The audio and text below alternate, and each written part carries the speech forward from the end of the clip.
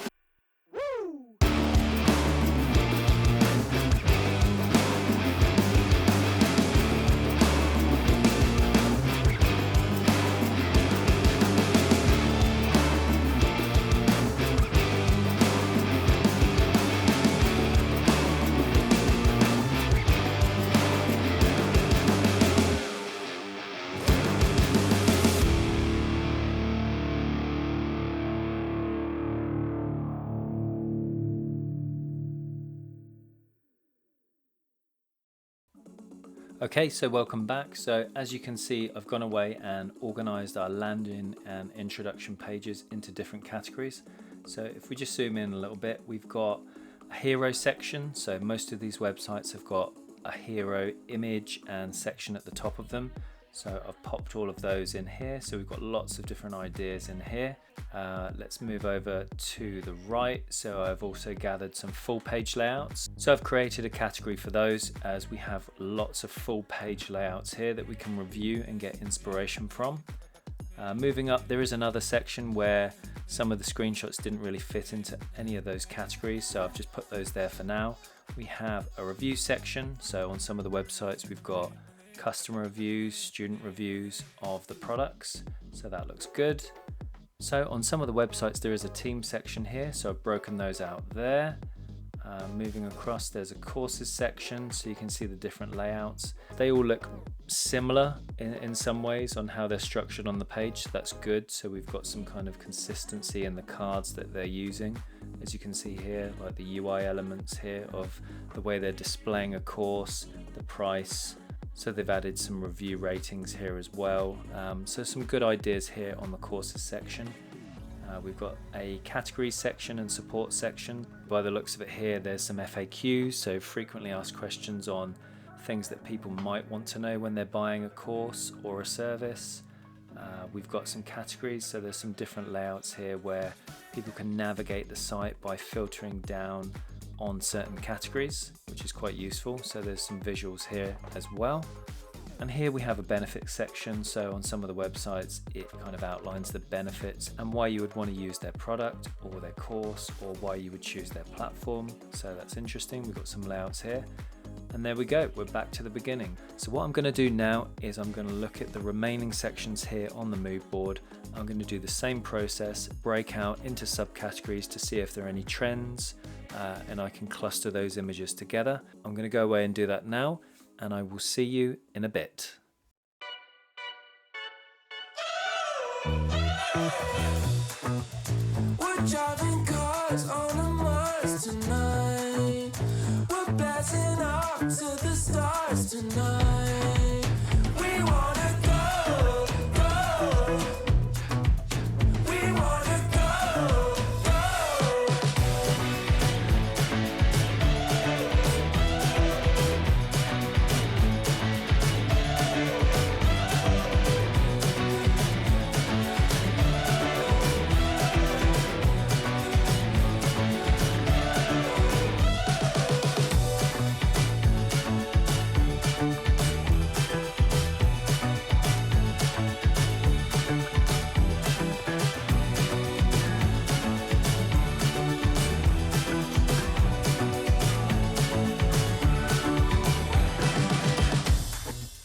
We're driving cars on a Mars tonight. We're blasting off to the stars tonight. We wanna go, go. We wanna go, go.